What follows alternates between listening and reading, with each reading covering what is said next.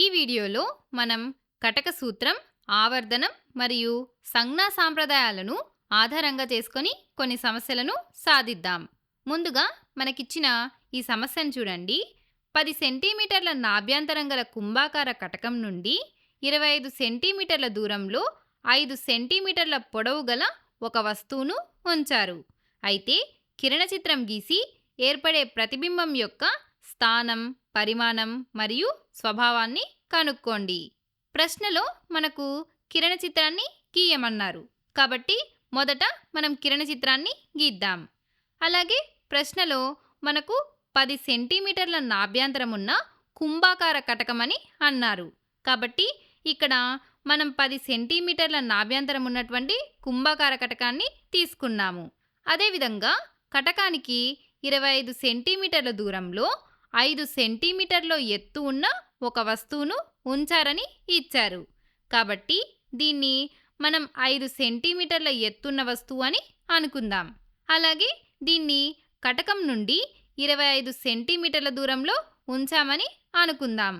అయితే సాధారణంగా మనం కిరణ చిత్రాలను గీసే సమయంలో ప్రధాన అక్షానికి సమాంతరంగా వెళ్ళి నాభి గుండా వెళ్ళే ఒక కాంతి కిరణాన్ని, అలాగే దృక్కేంద్రం గుండా ఎలాంటి విచలనం చెందకుండా తిన్నగా వెళ్ళే మరో కిరణాన్ని గీసి అవి ఖండించుకునే చోట ప్రతిబింబం ఏర్పడుతుందని తెలుసుకుంటాం.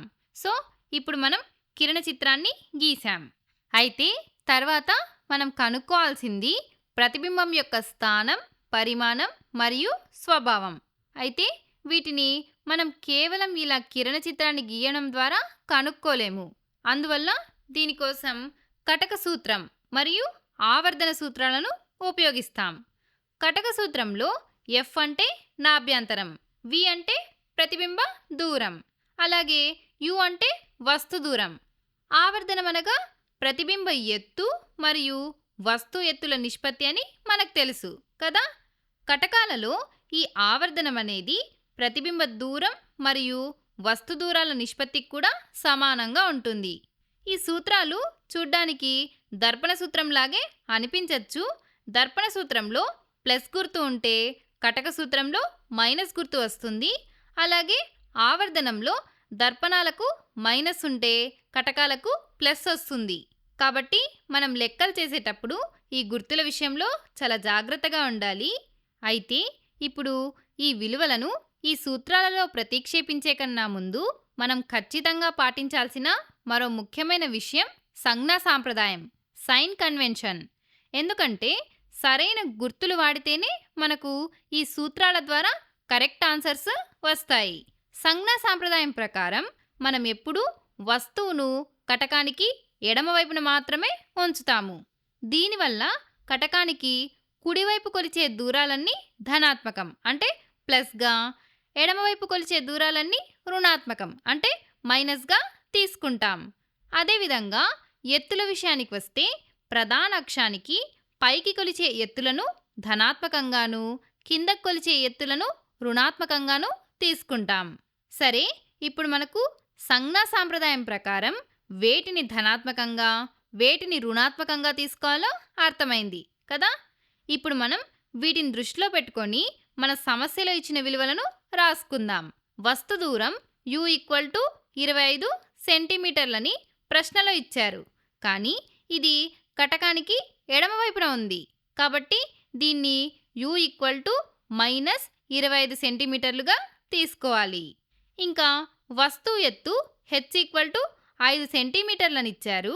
ఇది ప్రధాన అక్షానికి పైభాగంలో ఉంది కాబట్టి ఇది ధనాత్మకం అవుతుంది అంటే ప్లస్ అవుతుంది. సో +5 సెంటీమీటర్లు. ఇంకా కటకం యొక్క నాభ్యంతరం F = 10 సెంటీమీటర్లని ఇచ్చారు. అయితే కుంభాకార కటకానికి రెండు వైపులా నాభి ఉంటుంది కదా. మరి అప్పుడు మనం ఏ నాభిని తీసుకోవాలి? సరే, ఒకసారి కిరణ చిత్రాన్ని చూడండి. ఇందులో కాంతి కిరణాలు కుడివైపున్న నాభి వద్ద కేంద్రీకృతం అవుతున్నాయి కదా. కాబట్టి మనం కుడివైపున్న నాభ్యంతరాన్ని తీసుకోవాలి. ఇది ధనాత్మకం వైపు ఉంది కాబట్టి నాభ్యంతరం F = +10 సెంటీమీటర్లు అవుతుంది. ఇప్పుడు మన దగ్గరున్న విలువలన్నింటినీ కటక సూత్రంలో ప్రతిక్షేపించి v విలువను కనుక్కుందాం. సో ఇప్పుడు మనం కటక సూత్రం 1/f = 1/v - 1/uలో విలువల్ని ప్రతిక్షేపిస్తే 1/10 = 1/v - 1/-25. ఇక్కడ u విలువ -25. సరే, ఇక్కడ మైనస్ మైనస్ ప్లస్ అయిపోతుంది. ఈ ప్లస్ 1/25ని మనం లెఫ్ట్ సైడ్కి పంపిస్తే 1/10 - 1/25 = 1/v. ఇప్పుడు 10 అండ్ 25కి మనం కసాగు చేస్తే అంటే ఎల్సిఎం చేస్తే 50 వస్తుంది. So 1/v = 5 - 2/50. ఈ క్యాలిక్యులేషన్స్ అంతా మీరు చేసే ఉంటారు కదా. సో ఇప్పుడు 1/v = 3/50. ఇక్కడ మనకు కావాల్సింది v విలువ. So v = 50/3 centimetres. ఇప్పుడు ఈ 50ని మనం 3తో డివైడ్ చేస్తే v = 16.67 సెంటీమీటర్స్ వస్తుంది. ఇక్కడ v విలువ ధనాత్మకంగా వచ్చింది. దీనర్థం ప్రతిబింబం కటకానికి కుడివైపున ఏర్పడింది. మనం కిరణ చిత్రంలో కూడా ఇదే చూసాం కదా. అలాగే ఈ ప్రతిబింబం కటకం నుండి 16.67 సెంటీమీటర్ల దూరంలో ఏర్పడింది. సో ఇప్పుడు మనం ప్రతిబింబం ఎక్కడ ఏర్పడిందో కనుక్కున్నాం. నెక్స్ట్ మనం కనుక్కోవాల్సింది ప్రతిబింబం యొక్క పరిమాణం. దీనికోసం మనం ఆవర్ధన సూత్రాన్ని, మ్యాగ్నిఫికేషన్ ఫార్ములా m = hi/ho = v/uని వాడుదాం. ఇక్కడ hi అంటే ప్రతిబింబ ఎత్తు, ఈ విలువనే మనం కనుక్కోవాలి. ho అంటే వస్తువు ఎత్తు, ఇది 5 సెంటీమీటర్లని మనకు తెలుసు. ఇంకా v విలువను ఇప్పుడే మనం కనుక్కున్నాం. u విలువ -25 అని మనకు తెలుసు. కాబట్టి ఇప్పుడు ఈ విలువలన్నింటినీ ఈ సూత్రంలో ప్రతిక్షేపిస్తే hi/5 = ఇక్కడ మనం v విలువను 16.67 కన్నా 50/3ని తీసుకుందాం, ఎందుకంటే క్యాలిక్యులేషన్ సింపుల్ అవుతుంది. So that equal to 50/3 / -25. ఇక్కడ చూడండి, 5 1s are 5, 5 5s are 25. అలాగే 5 1s are 5 10s are 50. So hi = -10/3 centimetres. ఇప్పుడు 10ని 3తో డివైడ్ చేస్తే hi = -3.33 సెంటీమీటర్స్ వస్తుంది. అంటే ప్రతిబింబ ఎత్తు -3.33 సెంటీమీటర్లు. ఇక్కడ మైనస్ గుర్తు ప్రతిబింబం ప్రధాన అక్షానికి కింద ఏర్పడిందని చెబుతోంది. కిరణ చిత్రంలో కూడా మనకి ఇదే కనపడుతోంది కదా. ఇక్కడ వస్తువు ఎత్తు 5 సెంటీమీటర్లుంటే ప్రతిబింబం ఎత్తు 3.33 సెంటీమీటర్లు మాత్రమే ఉంది. అంటే ఇది చిన్నదైన ప్రతిబింబం. అలాగే ప్రతిబింబం తలక్రిందులుగా ఏర్పడింది. కాబట్టి తలక్రిందులైన ప్రతిబింబాలన్నీ ఎల్లప్పుడూ నిజ ప్రతిబింబాలు, రియల్ ఇమేజెస్ అవుతాయి.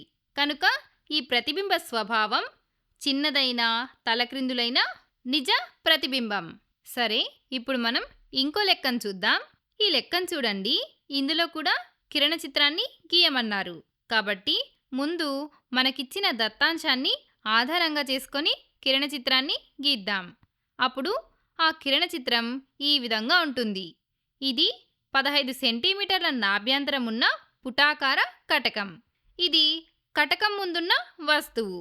ఈ వస్తువు నుండి ప్రధాన అక్షానికి సమాంతరంగా వెళ్ళే ఒక కాంతి కిరణాన్ని గీస్తే అది పుటాకార కటకం గుండా వెళ్ళాక వికేంద్రీకరణం చెందుతుంది. ఆ కిరణాన్ని వెనక్కి పొడిగిస్తే అది ప్రధాన నాభి గుండా వస్తున్నట్లు కనిపిస్తుంది. ఇంకా రెండో కిరణాన్ని దృక్కేంద్రం గుండా వెళ్ళేలా గీస్తే అది ఎటువంటి విచలనం లేకుండా నేరుగా వెళ్తుంది. ఈ రెండు కిరణాలు ఎక్కడైతే కలుసుకున్నట్లు అనిపిస్తాయో అక్కడే మనకు మిథ్యా ప్రతిబింబం ఏర్పడుతుంది. కాబట్టి ఇదే ఆ ప్రతిబింబం. మనకు ఈ దూరం 10 సెంటీమీటర్లని ఇచ్చారు. కాబట్టి ఈ మిథ్యా ప్రతిబింబం కటకం నుండి 10 సెంటీమీటర్ల దూరంలో ఏర్పడుతుంది. అయితే ఇక్కడ మన ప్రశ్నలో వస్తువు ఎక్కడ ఉందో ఖచ్చితంగా తెలియదు. కానీ పుటాకార కటకంలో ఏర్పడే ప్రతిబింబం ఎప్పుడూ కూడా కటకానికి వస్తువు ఉన్న వైపునే ఏర్పడుతుందని మనకు తెలుసు. కాబట్టి ఇక్కడ వస్తువు ఉంటుందని మనం ఊహించాం. ఇప్పుడు మనం ఈ వస్తువు దూరాన్ని కనుక్కోవాలి. అందుకోసం మనం ఇంతకు ముందు ఉపయోగించిన సూత్రాలనే మళ్ళీ ఉపయోగిద్దాం. అయితే ఈ సూత్రాలలో విలువల్ని ప్రతిక్షేపించే ముందు మనం ఖచ్చితంగా సంజ్ఞా సాంప్రదాయాన్ని పాటించి ఆ విలువలన్నిటినీ రాసుకోవాలి. మనకు ప్రశ్నలో నాభ్యంతరం F=15 సెంటీమీటర్లని ఇచ్చారు. అయితే పుటాకార కటకానికి రెండు వైపులా నాభి ఉంటుంది కదా, మరి అప్పుడు ఏ నాభిని తీసుకోవాలి? అందుకోసం మనం కిరణ చిత్రాన్ని చూస్తే కిరణాలు ఎడమవైపున్న నాభి నుండే వస్తున్నట్లు కనిపిస్తున్నాయి. కాబట్టి మనం ఎడమవైపు ఉన్న నాభిని తీసుకోవాలి. అయితే ఈ నాభి ఎడమవైపు ఉంది కాబట్టి ఇది ఋణాత్మకమవుతుంది. అంటే F=-15 సెంటీమీటర్లు అవుతుంది. ఇంకా మనకు ప్రతిబింబ దూరం V 10 సెంటీమీటర్లని ఇచ్చారు. అయితే పుటాకార కటకంలో ప్రతిబింబం ఎప్పుడూ ఎడమవైపునే ఏర్పడుతుంది. కాబట్టి ఇది ఋణాత్మకమవుతుంది. అంటే V=-10 సెంటీమీటర్లు. ఇంకా మనం కనుక్కోవాల్సింది వస్తు దూరం. అందుకోసం మనం ఈ విలువల్ని సూత్రంలో ప్రతిక్షేపిద్దాం. ఇప్పుడు మనం ఈ విలువలని 1/F=1/V-1/uలో ప్రతిక్షేపిస్తే 1/-15 1/-10 ఇక్కడున్న 1/-10ని ఎడమవైపు పంపిస్తే 1/-15 1/-10 1/u అవుతుంది.